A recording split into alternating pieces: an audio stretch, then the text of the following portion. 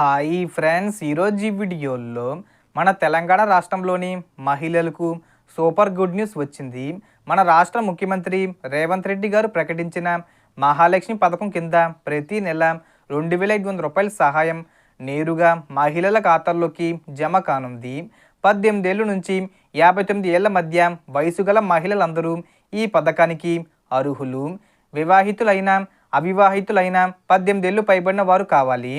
రాష్ట్ర ప్రభుత్వం ఇప్పటికే దీనికి సంబంధించిన మార్గదర్శకాలను రిలీజ్ చేసింది. అర్హతలు, అవసరమైన డాక్యుమెంట్స్, డబ్బులు ఎప్పటి నుంచి వస్తాయి ఏంటి, దానికి సంబంధించిన పూర్తి ఇన్ఫర్మేషన్ ఈ వీడియోలో తెలుసుకుందాం. అండ్ వీడియో మీద నచ్చితే లైక్ చేయండి ఫ్రెండ్స్. మీరు చేసే ఒక లైక్ వల్ల ఈ వీడియో ఇంకో 10 మందికి రికమెండ్ అవ్వడం జరుగుతుంది ఫ్రెండ్స్. సో దాని ద్వారా ఈ ఇన్ఫర్మేషన్ అందరూ తెలుసుకోగలరు.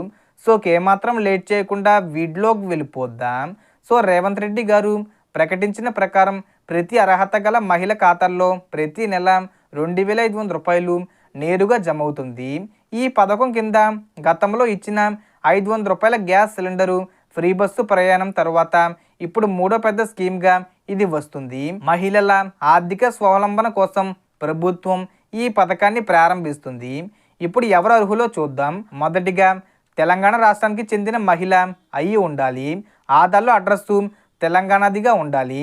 అలాగే తెలంగాణ రేషన్ కార్డు తప్పనిసరి. రేషన్ కార్డులో ఉన్న ప్రతి ఒక్కరూ 18 ఏళ్ళ నుంచి 59 సంవత్సరాల మధ్య వయసులో ఉంటే ఈ పథకానికి అర్హులు. ఇకపోతే ఈకేవీసీ చేయడం చాలా ముఖ్యం. మీరు దగ్గరలోని రేషన్ షాపులో ఈకేవీసీ పూర్తి చేయండి. తర్వాత income certificate, caste certificate ready చేసుకోవాలి. ఇవి రెడీ అయ్యాక బ్యాంక్ అకౌంటు, ఆధార్తో ఎన్పిసిఐ మ్యాపింగ్ చేయించుకోవాలి. అంటే మీ ఆధార్ నెంబరు బ్యాంక్ అకౌంట్కి లింకే ఉండాలి. లింక్ లేకపోతే డబ్బులు పడవు. ఎన్పిసిఐ మ్యాపింగ్ కోసం మీ బ్యాంకు బ్రాంచ్కి వెళ్ళి చేయించుకోవచ్చు. లేదా పోస్ట్ ఆఫీస్లో కూడా అకౌంట్ ఓపెన్ చేసి చేసుకోవచ్చు. పోస్ట్ ఆఫీస్ అకౌంట్ అయితే ఆటోమేటిక్గా మ్యాపింగ్ అవుతుంది. ఏటీఎం కార్డు కూడా ఇస్తారు. ఇప్పుడు అర్హత పరిమితులు చూద్దాం. కుటుంబాన్ని ప్రభుత్వం ఒక యూనిట్గా పరిగణిస్తుంది. రేషన్ కార్డులో ఎంతమంది ఉంటే అంతమంది అర్హులు అవుతారు. కానీ కొన్ని షరతులు ఉన్నాయి. కుటుంబంలో ఎవరైనా ఇన్కమ్ ట్యాక్స్ పేయర్ అయితే, ప్రభుత్వ ఉద్యోగి అయితే, లేదా వైట్ నెంబర్ ప్లేటు కార్ ఉంటే వారికి స్కీమ్ వర్తించదు. కానీ మున్సిపల్ కార్మికులు అయితే వారికి వర్తిస్తుంది. అలాగే కరెంటు బిల్లు నెలకు 300 యూనిట్లు మించకూడదు. పట్టణ ప్రాంతంలో కుటుంబ ఆదాయం 14,000 కంటే ఎక్కువ కాకూడదు. గ్రామీణ ప్రాంతంలో 12,000 రూపాయల కంటే ఎక్కువ కాకూడదు. ఇంటి విస్తీర్ణం కూడా గ్రామీణ ప్రాంతంలో 1,500 చదరపు అడుగులు, పట్టణ ప్రాంతంలో 750 అడుగులు మించకూడదు. ఇవన్నీ పాటిస్తే మీరు అర్హులు. అయితే ఆసరా పెన్షను లేదా వితంతు పెన్షను లేదా వికలాంగుల పెన్షను తీసుకుంటున్న వారికి ఈ పథకం వర్తించదు. అంటే ఇప్పటికే ఒక బెనిఫిట్ ఉన్నవారికి ఇంకొక స్కీమ్ రాదు. ఉదాహరణకి మీ కుటుంబంలో 3 మహిళలు ఉన్నారు. అందులో ఒకరికి పెన్షన్ వస్తుంది.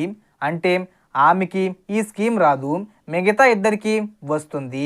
ఈ పద్ధతిలోనే ప్రభుత్వం అర్హుల జాబితా తయారు చేస్తుంది. ఇక డబ్బులు ఎప్పుడు వస్తాయంటే ఈ నెల నవంబర్ మొదటి వారం లోపల ఎలిజిబిలిటీ లిస్టు రిలీజ్ చేస్తారు. 2వ వారం నుంచి డబ్బులు నేరుగా ఖాతాల్లో జమ అవుతాయి. ఇప్పటికే ప్రభుత్వం జనగణన సమయంలో ప్రతి కుటుంబం వివరాలు తీసుకుంది.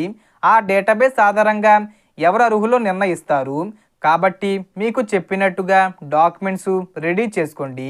ఈ పథకం ద్వారా నిజంగా ఆర్థికంగా మహిళలకు పెద్ద స్థాయిలో సహాయం అందుతుంది. ఈ గుడ్ న్యూస్ మీ ఫ్రెండ్స్, ఫ్యామిలీ, ముఖ్యంగా మహిళలందరితో షేర్ చేయండి. ఇలాంటి మరిన్ని లేటెస్ట్ గవర్నమెంట్స్ అప్డేట్స్ కోసం మన ఛానల్ని రెగ్యులర్గా ఫాలో అవుతూ ఉండండి. Thanks for watching.